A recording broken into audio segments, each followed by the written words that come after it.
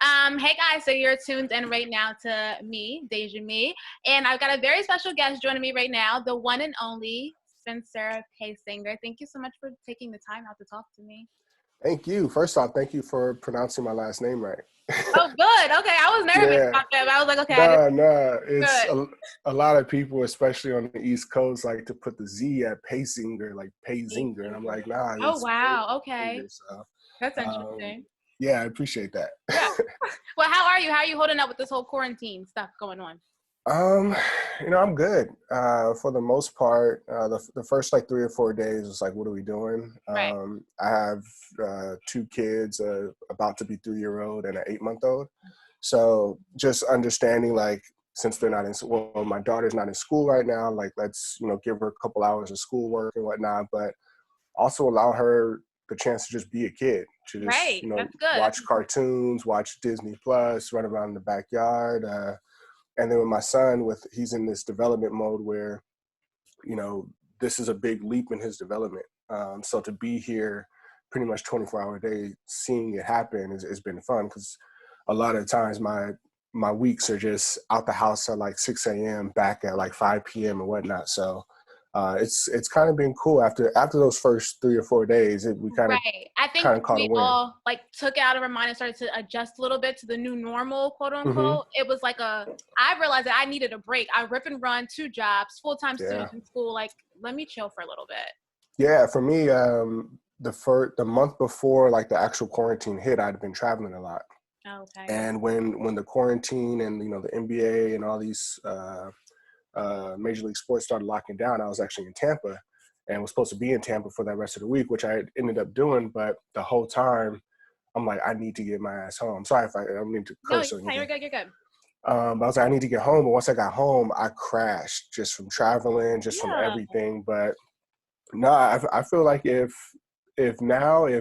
everybody's like jobs are subsidized and pay is subsidized, I'm fine with riding this wave out, as long as I can like go and eat out at a restaurant one night a week and like see a movie Right. one night. I'm fine at home. Like Right. that's 60% of my life at that. Right. Like I know that I'm a homebody. I think what got to me the first few weeks was just like okay, I'm a homebody, but don't tell me to stay in the house. Like, don't Yeah, tell me to do that. But yeah, yeah. Like I already do it. You don't right. have to tell me to do it. Right, like don't do that. That's extreme. But no, honestly, like I want you to know how exciting this moment is for me to be able to speak to you, because I am an all-American obsessor. That's good to hear. It's good I'm to hear. obsessed with the show. So for the people who don't know, you're our Spencer. So you're our Yes. Spencer James. This show is based and inspired by events in your life. How did that even come about?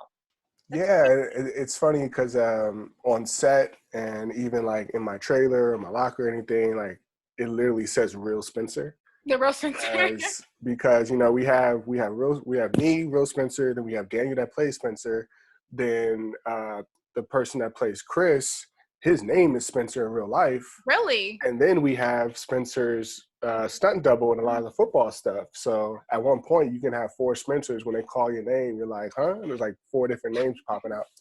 But, how it came about was, I played 7 years in the NFL. And I would see a new film every Tuesday. Tuesday's the off day in the NFL. Mhm. So I, make dinner and I just go watch a movie. I always just love diving into a movie. It's still like the one place I can turn off my phone for 2 hours and know I'm not going to look at it. Yeah.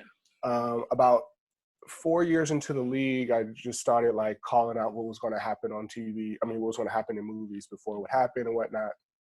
To the point where I said, well, maybe I can start like writing this stuff if I already know what these storylines are coming. If I, and I didn't realize that I was kind of like already teaching myself story without even Right. knowing it. Not even knowing. Yeah, so I downloaded the script writing service that a lot of Hollywood uses called Final Draft. Yeah. Watched tutorials and just kind of went into a deep dive of, now if I'm watching a movie, I'll watch it with subtitles, or if I'm watching a movie, then I'll go and read that movie, or log moments that were just interesting in film that I'm like, okay, how did they write that?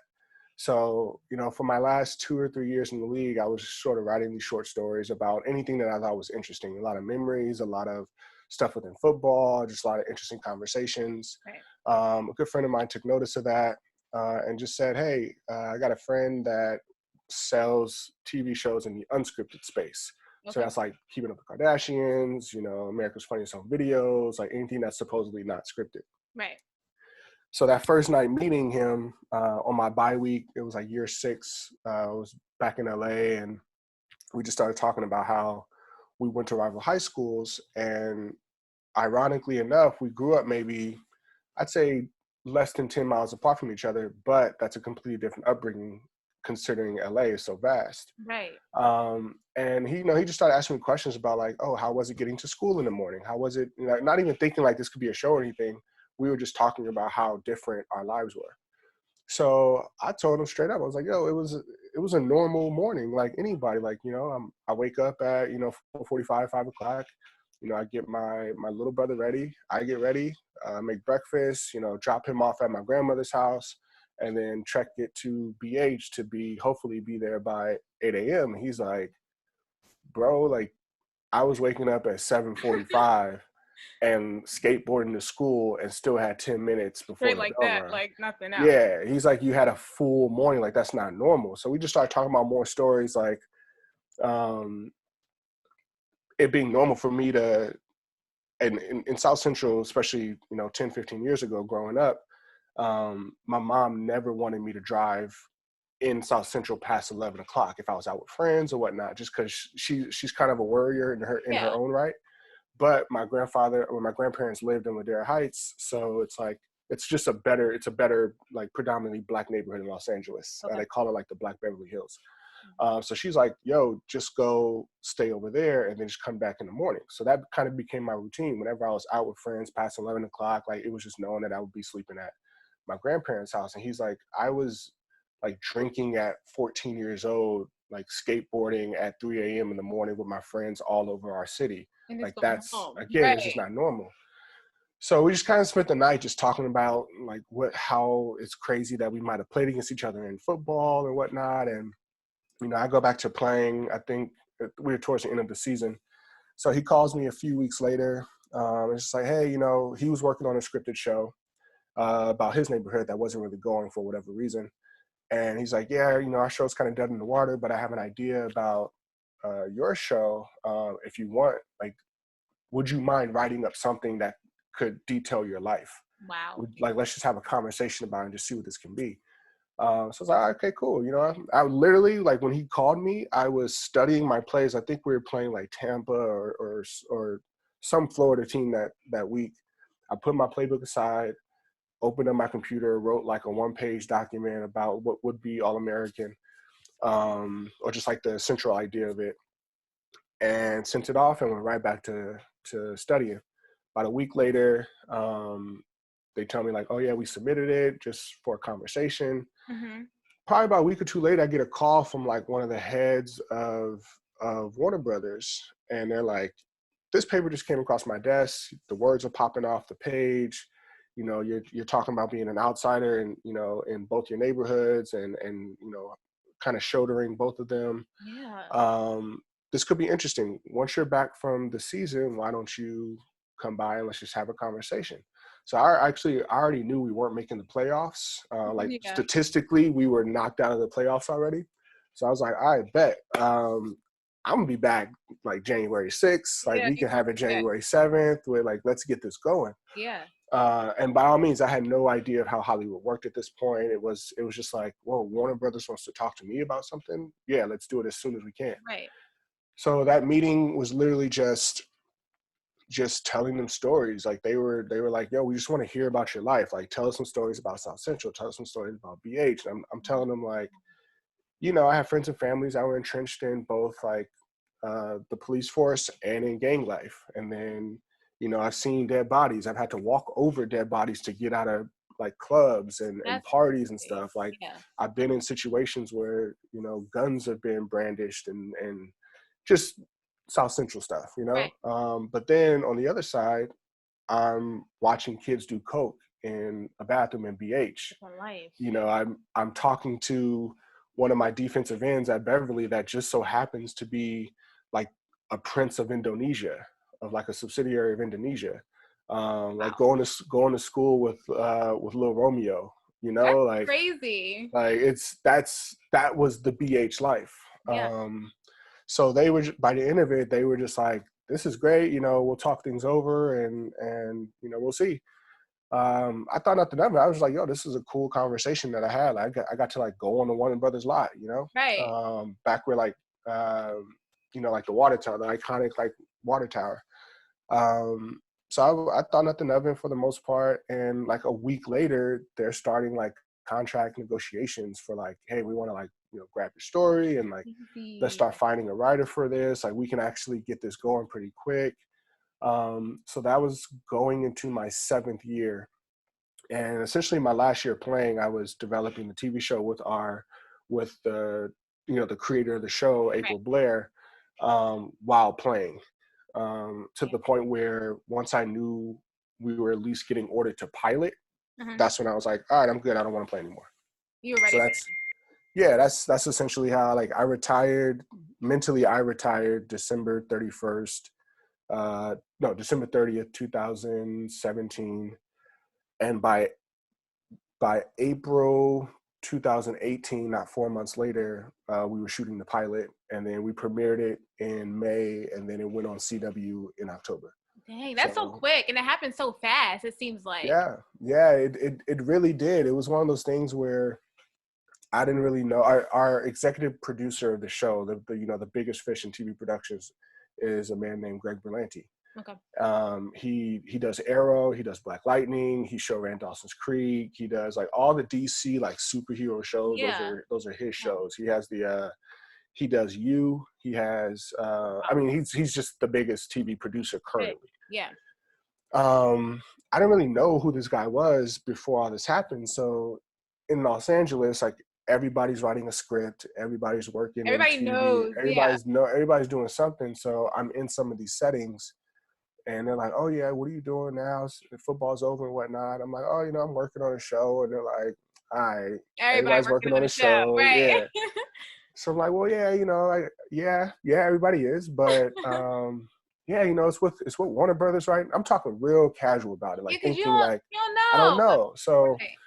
I'm sitting here like, yeah, you know, Warner Brothers has it, you know, Greg Berlanti's producing it. And every time I would say Greg Berlanti, people that knew were like, wait, well, who, what? Run that back real quick and take They were that. like, Run that. so you're saying Greg Berlanti has your show? I'm like, oh yeah, you know, Yeah. Greg, like, What? cool. Yeah. And they were like, nah, like if he wants to make it, he's making it. I hope you understand that. Yeah, and that's how it came about. That's amazing. That's like that's so fast. Like how you were already set up for your next purpose in life, basically after football. Like you were already practicing and being prepped for that. Yeah, So I mean, I'm sorry to interject, no, but go like ahead. that's always been my mission, Yeah. was to retire at 30. Because I for me, I just never really like I never identified with football as being like who I am, my personality or whatnot. I'm kind of like the left turn in the locker room when it Yeah. comes to the I guess like the consensus of like what people think athletes to be. Like I used to always do like internships in the off season, just kind of like build my resume so I'm not finding 12 different ways to say I play football. Right. So I've done a handful of internships like in college and in the league. So when I started diving into the creative side of writing and whatnot, it was like, all right, let's see where this can go. So again, it goes back to just like not knowing I was teaching myself how to write story all those years watching those movies. That's amazing. So with this being like, inspired by true events of your life, I know that the writers still kind of have like that full control to add, to dramatize, add a little razzle dazzle and sprinkles. How Yeah. does that work? Are you like sitting in there in like the writer's room when they're creating the stories, like telling them stories, or do you just give them a rundown for each season? No. So the seasons have worked differently when in that regard. Whereas season one, you know, we were pretty much we had a clear board to draw Okay. from. It was almost therapeutic because I spent months just talking to old friends, talking to my family about, hey, remember this? Remember when like I went through this? Like, what was your perspective of it? You know, so a lot of that deep dive that I was going back into my history was like, whoa, some of this stuff was fucked up that I went through. You Crazy. know, Yeah. it's like, oh, like that's being handcuffed and doing this, like, oh yeah, that actually is, like, they shouldn't have done that, you know? Yeah. So it was actually very, like, therapeutic for me, Good. almost cathartic to go through that experience.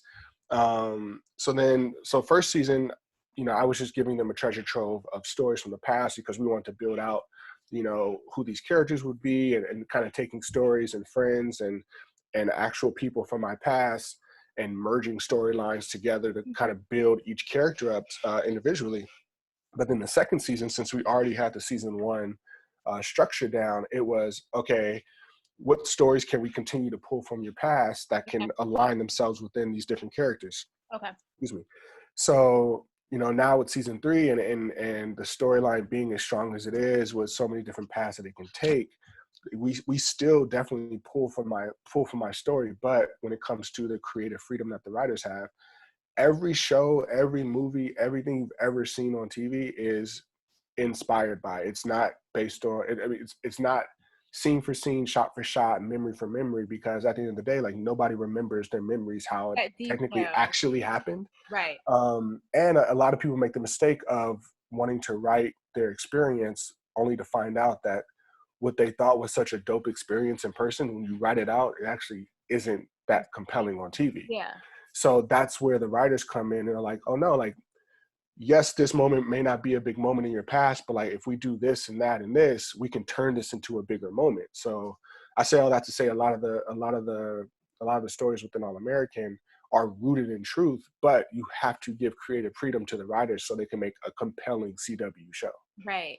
And I mean, you don't need me to tell you this, but it's amazing because it's just so good. I watched your interview with Daniel, and you were talking about, like, as we were just discussing, how you were wrapping up the season. So when it came time, you kind of had like a foot in and foot out with the casting. When it came time to actually meet Daniel, who was going to be playing you, like, what was Yeah. that like, to meet this person for the first time who's going to be like acting out your life in some aspect? Um, it was interesting because again, this is all from me understanding that the show is even an idea Right. to them saying we're going to start like looking for castings or whatnot. I'm thinking, let's get the person that looks exactly like me, that is as tall as me, that Right. can play 16, 17-year-old Spencer.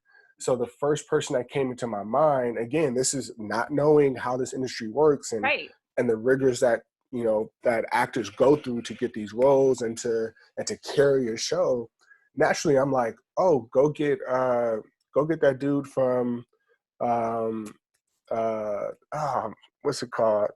The New Edition film, Keith Powers. Wow, So Keith. Okay. yeah, in my head, I'm like, all right, so we're just gonna go That makes get sense. him. We're Right. just gonna go get him, and then, like, because he looks like We'll find him. Bring he him looks in. like a 16, 17-year-old me back in the day, Mhm. and that's who's just going to be Spencer. Let's just go get him. Like, Right. why? Like, go, What's the problem? just go Go talk find to him. Like, him. Call do y'all him. need me to Yeah. talk to him? Because I'll just go get him. I'll DM him.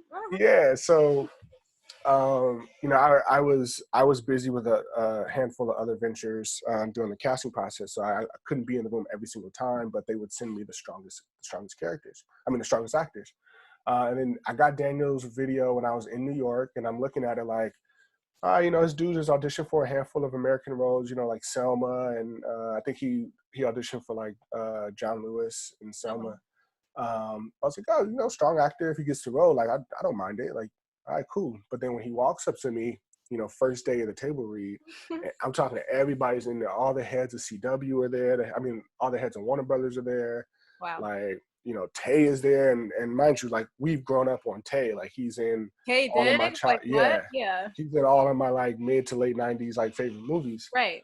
So I'm like, what is life right now? What is happening? Right. And then, you know, Daniel comes up to me with the backwards hat, and I think he had like a hoodie on, and he's holding a football, and I'm like, he's like, yo, what's up? What's up? With Like, no accent. no, like with his American accent, you Yeah, know, like he can like have no British accent. He's yeah. So he's like, yo, you know, I appreciate this opportunity. I would love to talk to you afterwards. You know, just very casual, but he was definitely like in his role. And as an athlete, you know, to me, that was him prepping before. That was like him in the locker room before he's about to walk out to play a game. right. So I didn't want to pull him aside and be like, you got to do this, you got to be me, you got to do it. I'm like, yo, do what you gotta do, and we can talk whenever you're ready. Okay. But I cut back and I was like, man, like they could have got somebody a little bit taller to play. Cause I Right. mean, because for me, like I was 6'3" in high school, Mm-hmm. and again, not knowing how TV worked in terms of like, you know, camera angles and whatnot. I'm like, nah, by junior, senior year, I was already like 6'2". So like, This how ain't y'all gonna play accurate. this? Right. But nah, he killed it. He even in that first ever table read, seeing him, meeting him, like you could tell like that was his Super Bowl moment. Wow. He was on all keys to the point where I look at, you know, people around me trying to take to the room, I look like we froze and a you could little just bit. feel the Okay. energy of the room was like they were like, we're good, you know, like this is the guy. We don't have to recast with, like, this is the guy that has the role. It is his, and let's move forward. Wow. So then after that, did you guys have that sit down moment, that talking, and like him being able to learn you, you learn him, so that way he can channel you, or you were like already sold? Like, did you guys have a hangout Nah, it session? was we've never, me and Dad never had one of those like, let's sit down for hours and like talk about life Right. and you need to pull my experience and like you need to cry this way, talk this way, be me or whatever. Because at the end of the day, as a professional, again, just in my years in the league, I didn't necessarily like being told what to do if you've already seen me do it at a high level for years. Right. So, you know, specifically, you know, I was primarily a special teams player in the NFL.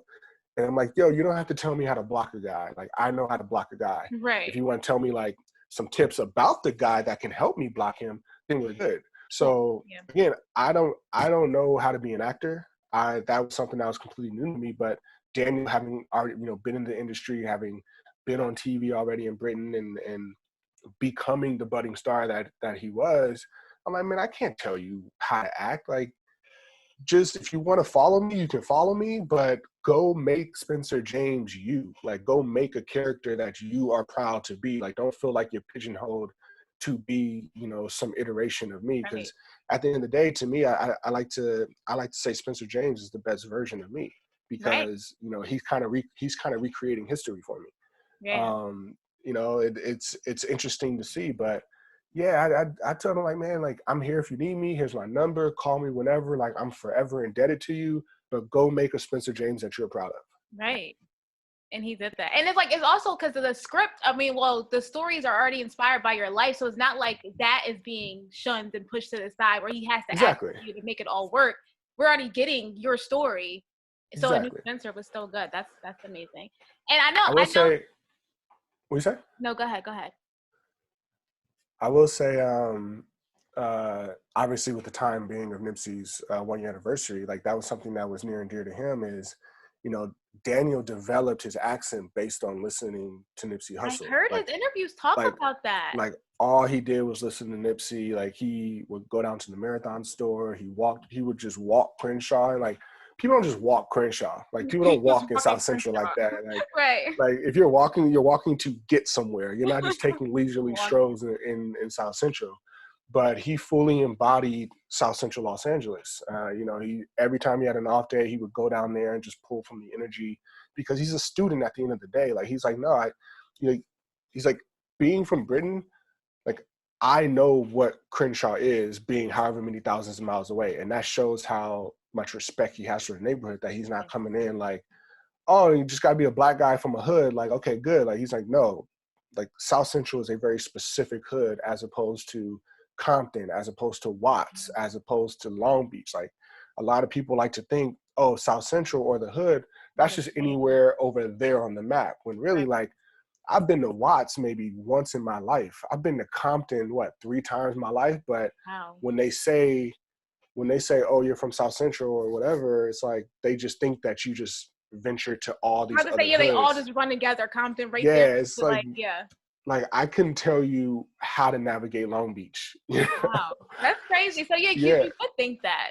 Yeah, I mean, Someone passionate like that I know that was probably like. yeah, it's just a blank. Like even in LA, like, you know, some of the subsets of LA, you know who's from Inglewood and you know who's from Long Beach and you know who's from Compton because they just walk different, they talk different.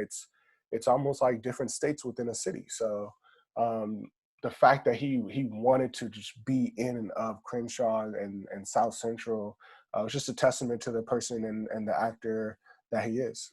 And that's amazing. He Yeah. seems like a really great guy besides, being Spencer.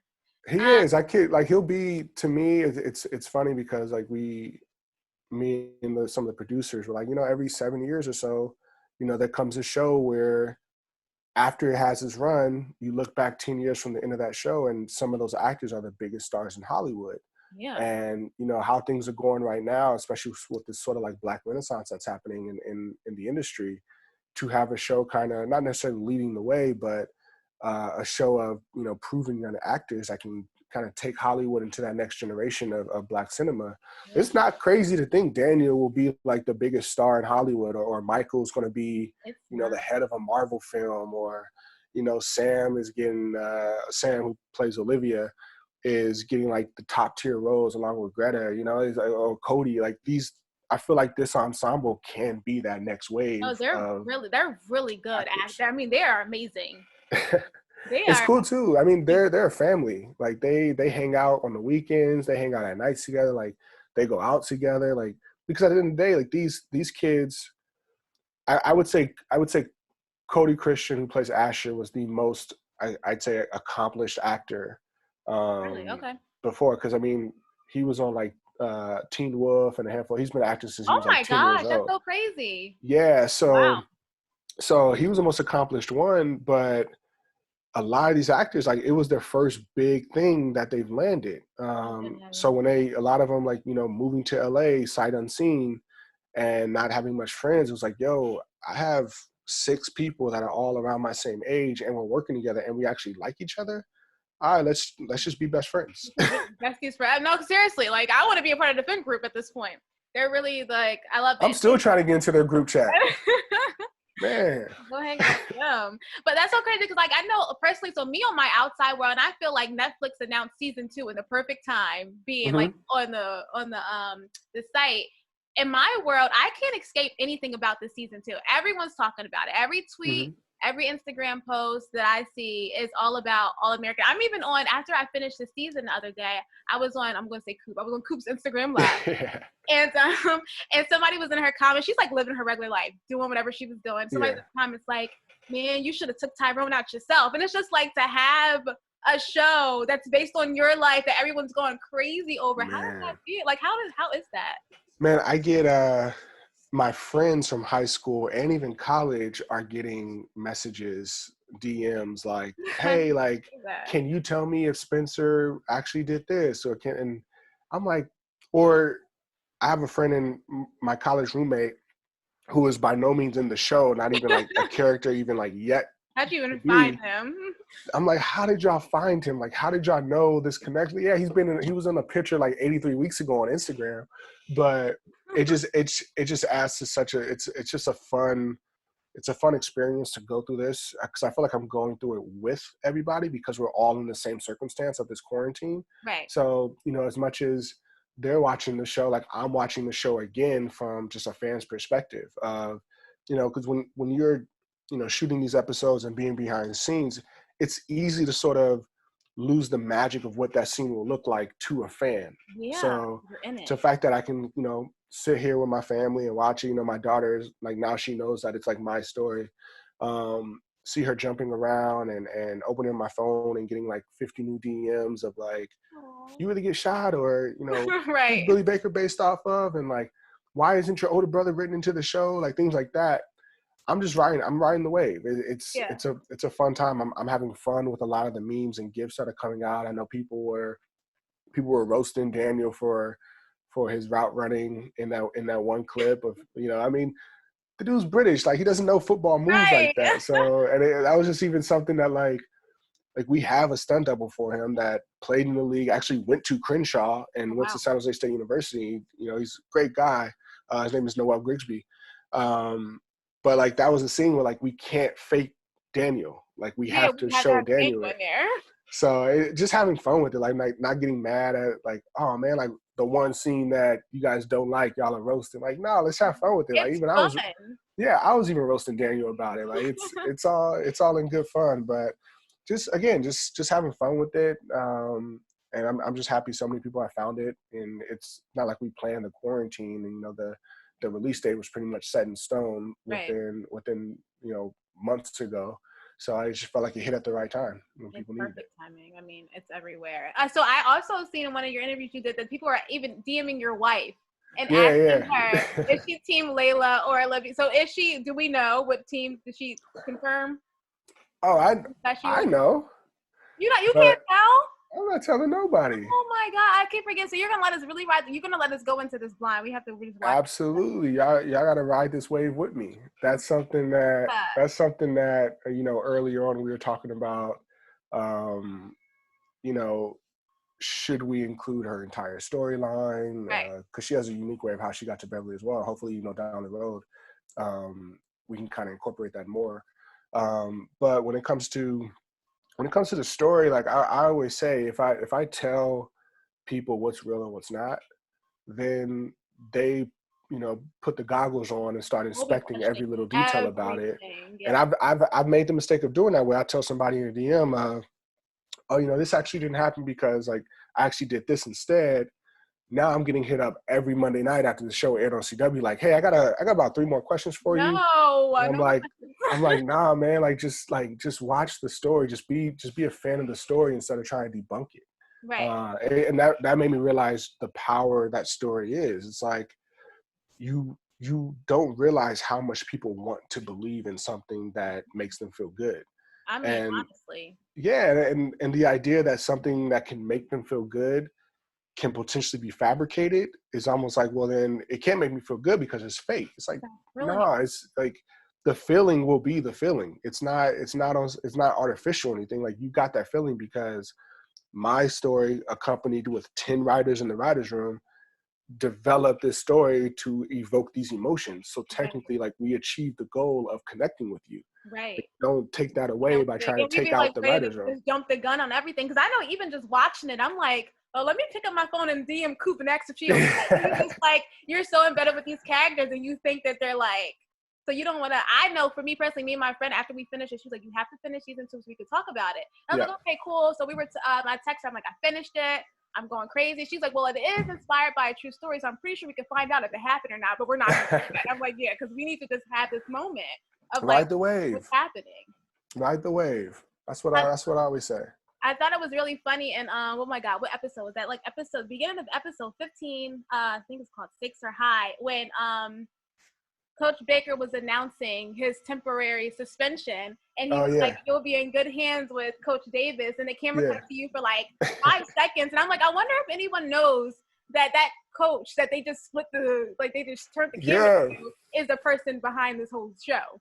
It's funny. I get those random pictures like, hey, did anybody know that this is the actual guy? And you're the reason, Yeah, people are finding me in that episode that like, oh, this is him. I'm like, man, I've been in almost every episode the past 2 seasons because I'm technically the defensive coordinator of Beverly High.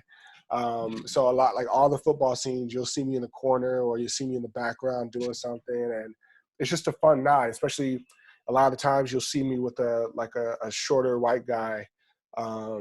That's actually my producing partner. That's the guy that I had the initial conversation with about what All-American could be. Oh, wow. And once we were building it out, the producers came back and was like, hey, do you guys just want to be the defensive coaches?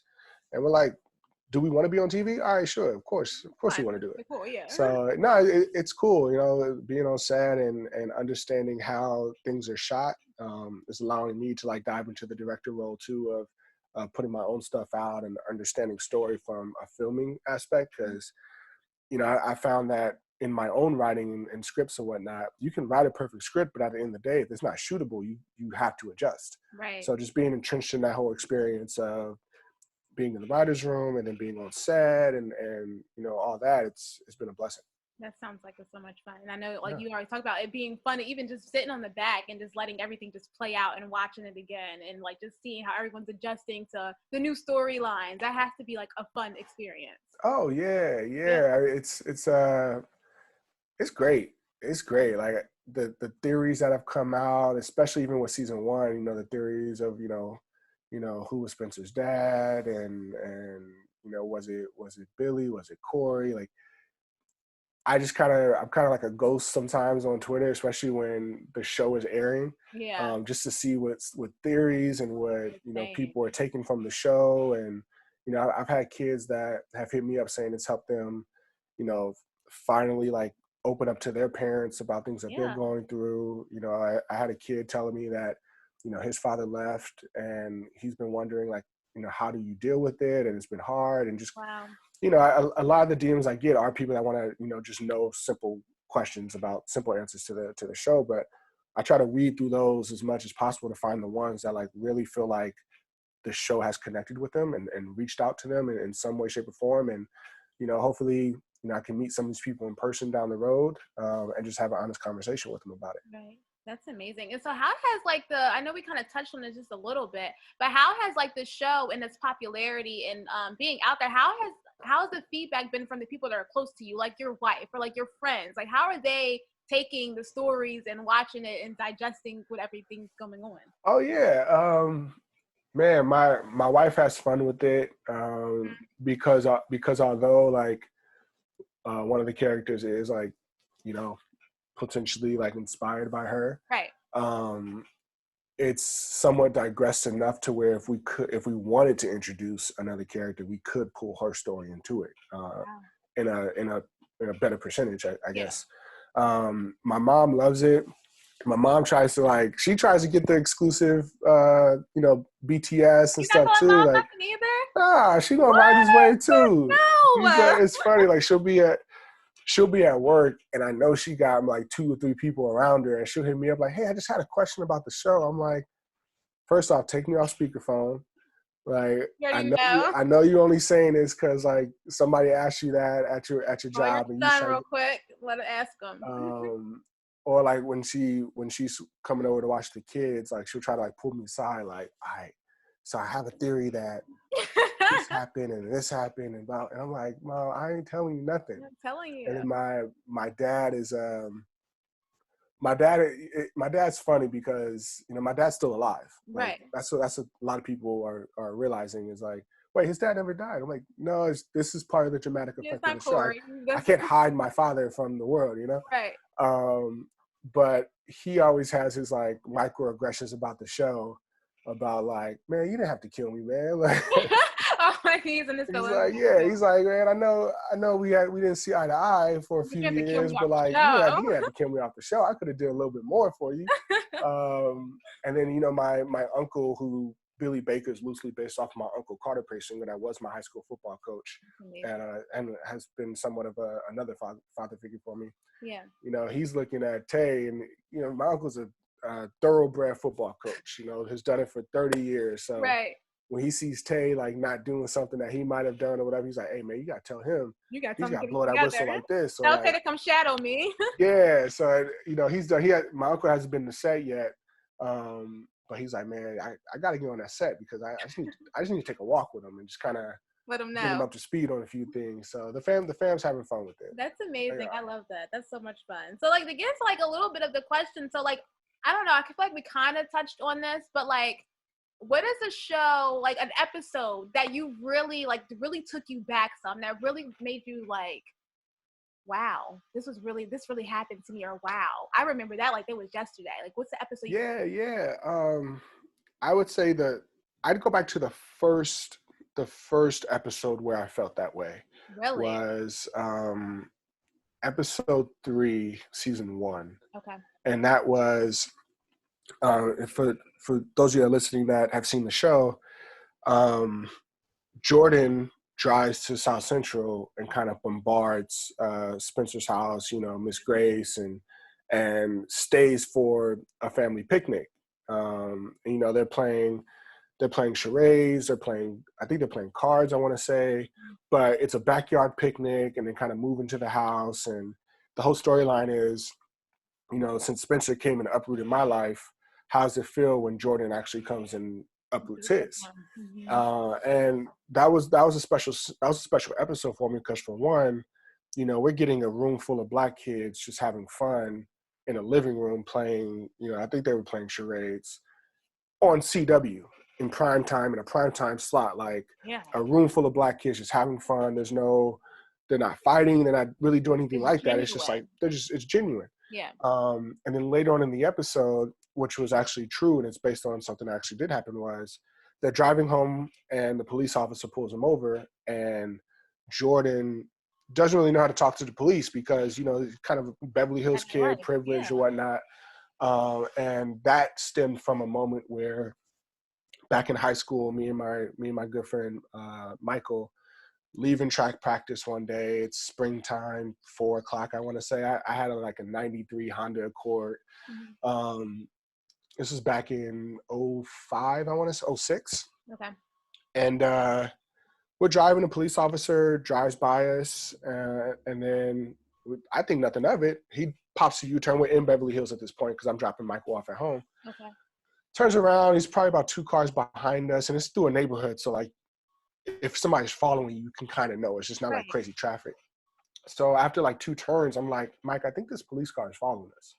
Let me just do a handful of turns to see if this is actually true. So just making turns that like I wouldn't necessarily make. And again, this is just like weaving through Beverly Hills. So finally it was like confirmed. I'm like, all right, these guys are following us. Like, we haven't done anything. What's going to happen?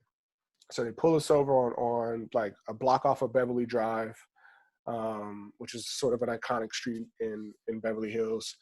And pretty much they're like, what are you guys doing in this neighborhood? We say, yo, we go to Beverly Hills. And they're like, yeah, right. Come on, like, what are you guys doing? We're like, nah, we're not joking. Like, we go to Beverly. I'm like, okay, I need you guys to get out the car. Get out the car. They handcuff us, sit us down, and they start illegally searching our car.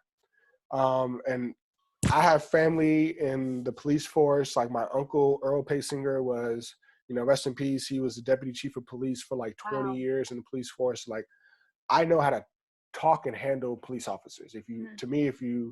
And this isn't every case, I'm not going to say it is, but I've been taught a certain way to talk to police officers that can alleviate a lot of the tension within the conversation.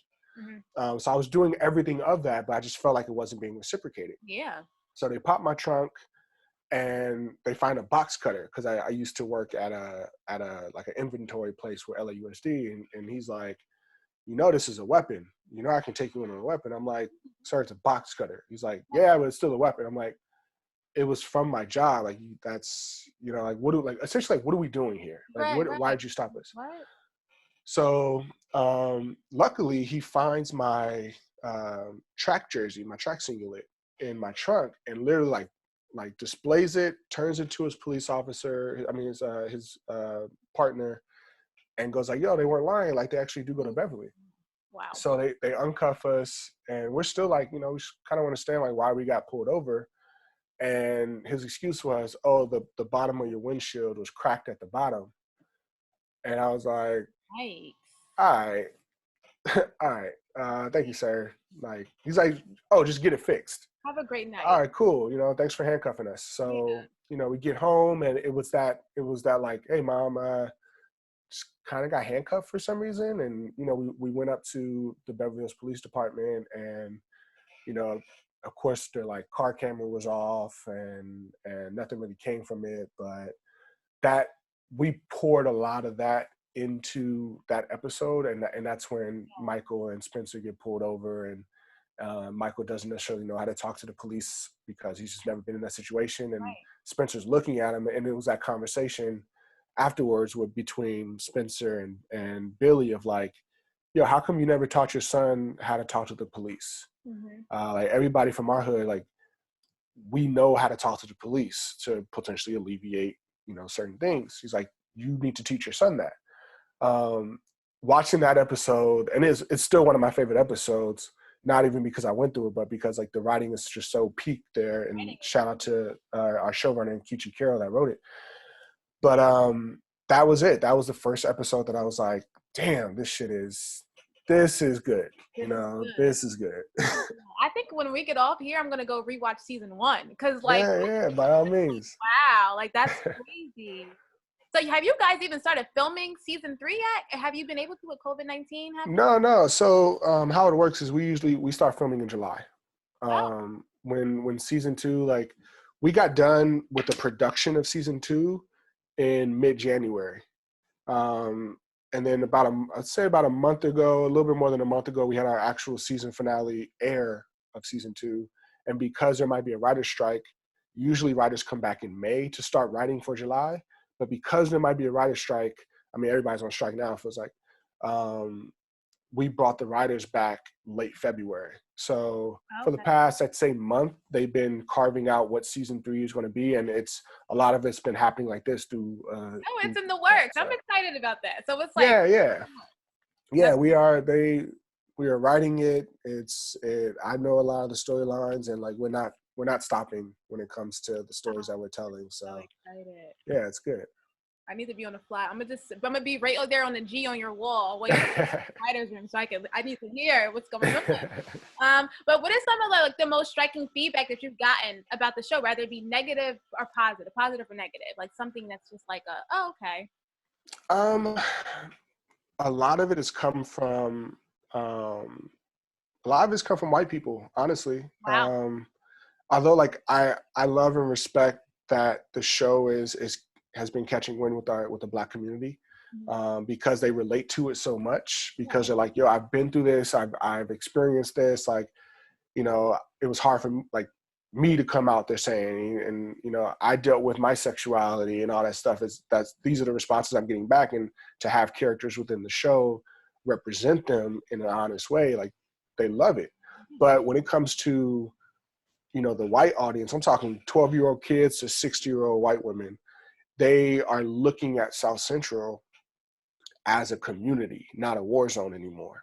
It's, you know, asking questions to me like, hey, you know, is gang life really that bad? Or like, you know, it seems like there's a better family element to South Central than I've ever known. And that's what I wanted to show in the show early on. I mean, even when we were deciding like how the show should go, was like, this isn't going to be a story where Beverly Hills saves a Black kid from South Central. This is a story where Beverly Hills exposes a whole new world of problems to a Black kid from South Central. So as much as we're showing South Central, we're showing Beverly Hills in an equal capacity, just so we don't run the risk of doing you know, somewhat the white savior trope of what we've seen not Beverly Hills, but white communities do to Black figures since forever in cinema. On both sides, just different. Yeah, I think the best thing is just like people are just asking questions about the different communities that are represented, which is, to me, leads to a somewhat an understanding of people across the lines. And that's important. That must feel good. It's like you are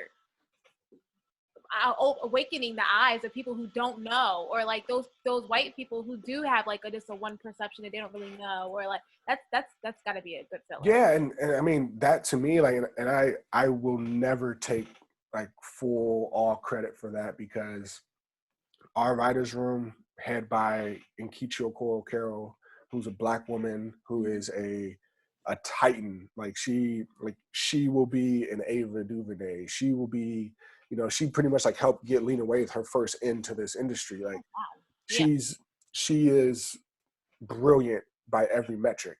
So to have somebody in that role that is in and of our culture, that doesn't shy away from storylines that are coming out daily within our community, if there's a chance to potentially rewrite something that can reflect something that's happening currently in our climate, she's all for it. Because I think, like, she doesn't want this story to get bigger than, she doesn't need, you know, A-list actors and celebrity cameos and, you know, football and hip hop stars to come onto the show. She wants to keep this an everyday community type show. And we've had a lot of interesting people reach out like, hey, I want to be a part of the show in some capacity. And she's like, I'm sorry, like, I'm glad you like the show, but that doesn't, like, you being on the show does not fit what we're trying to tell. It's like a genuine feel with the cast that so far. It's just like, it's real. Yeah. Like, Little Fizz made an appearance on one of the episodes. Yeah. So I thought that was funny, but he still kept that genuine feel of what's going on in that area. That was funny because the days that he was shooting his episode, I wasn't on set, and I had been traveling a little bit for some other things that I have going on. So I actually wasn't aware that we casted Fizz in that role. So, I mean, like, not aware at all until I see, like, the final cut of it. And I'm like, how come, why didn't y'all tell me? Like, Little bit. I would have loved to be on set to meet him, you know, like B2K, that, you know, that's 8th grade, 9th grade year right there. I would have loved to have questions for him. So that's always the fun, the most fun thing on set is like when we cast these new characters and whatnot, you never know who's going to show up. And even behind the scenes, just the conversations that we're all allowed like to have with each other. Like it's a very open, loving crew on set. Like you know, Daniel and Tay are talking to the lowest PAs on the totem pole because it's just a family. Like they all know that we are here to make a quality project, and there's no crazy, you know, monsters on set. There's no headaches on set. Everybody's like invested in it because they want the story to be authentic. I love that. That's amazing. Yeah. And before I let you go, I have to. It's gonna be an annoying question for you. Shoot. But so we all know that the show is inspired by your life, and you went to the NFL, professional football player, retired football player, a really good one at that. Decent. So I'm just saying, does this mean Spencer's arm is going to be okay in season 3? I mean, I will say that Spencer James has taken a life of itself now, and however we decide to write it, okay, y'all gonna be riding the wave with us. Because I'm so invested in him. I need him to be okay. Like I just need this to that last episode. I mean, yeah, I mean, a lot of people obviously they've been looking into my past and whatnot, and know that I continued playing in college and in the league and whatnot. But it's like we're showing you the process of how that can become. You know, like if I tell you the answers right now, you don't need to watch the show. So you guys are strapped in the seat with us. Oh my goodness, I'm going crazy. Okay, fine. I'm let it go. Because there's so many like things like to talk about with the show. Like even with like Tyrone's big sister coming back, like that was not okay to leave me off. I want you guys to know that. I was so upset. I was like, oh my God, I need to know what's happening. Hey, like I said, you guys are zooming and getting the writing together for season 3. So I'm excited. I got some of the storylines in season 3 in my head right now, and we're not taking our foot off the pedal. Like we want season 3 to be as big and as best as it can be, but still rooted in both of these, you know, relatively small communities. So here's to season 3 in October. Woo-hoo! I'm so excited. I'm super pumped. So before I really extremely let you go, can you give any what are a life lesson that you can share to the audience and people who just view the show in general? Just a life lesson. Yeah, a life lesson. I would just say, you know, at the end of the day, just communicate. That's something, whether it's a boss, whether it's your significant other, whether it's your friend, just any time that you can openly express your thoughts and emotions towards a situation, that will alleviate a lot of the uncertainty of the situation. You know, wow. I get a lot of requests about like, man, are you really this angry in person? Or like, man, why Spencer, why won't you let somebody help you for once? You know? And I'm like, to me, that's the funniest thing because I'm the complete opposite of that. Like, that's funny. Me and my mom were sitting here watching. We was like, Spencer got to be a Scorpio. He got to be a Cancer. I'm a Cancer. See, we knew it was a water sign. So we were like, it's got to be something. He's in that area of water. That's funny. Man, my grandfather don't even like Spencer James. He's like, man, my grandfather's like, that boy too angry. But yeah, I think it's just talk. Like, and that's something that is the pillar of me and my wife's relationship because, you know, I can sit here and I can be vulnerable with her. Like we can have late night talks of like, hey, like I'm not feeling good. Like I'm spent, or like, you know, I wake up just like everybody else. Like, is what I'm doing, you know, affecting people properly? Like, you know, we always kind of question our worth and question, you know, what we're contributing to the world. And, you know, we all want our names to be remembered. So I go through those same mental hurdles as everybody else, but I like to believe that, you know, I have a really good outlet with my wife and my family, my close friends, to where I have no problem being vulnerable in a chat room with like 3 of my homeboys and then getting on somebody's head 2 minutes later. Like that's just the kind of rapport that we have. Yeah, like you know, I've built my friends and my family to be like that, to say, hey, like, I'm gonna come to you when I don't feel well. I'm gonna come to you when I'm in my own head, or have a little bout of depression, or my anxiety's peaking, and I would hope that you will accept me, like, in that vulnerable moment. So the message for me is like, a lot of the storylines in storyline, I mean, a lot of the storylines in All American can be answered if motherfuckers just talked. Right, exactly. Spencer, Just communicate. yeah, like say, geez. Yeah, so I would just say, yeah, if you take anything from it, just understand that communication is key in any aspect of your life. Wow, that's amazing. Well, thank you so much for your time. Yes. I'm so excited. I'm gonna have to stop recording this.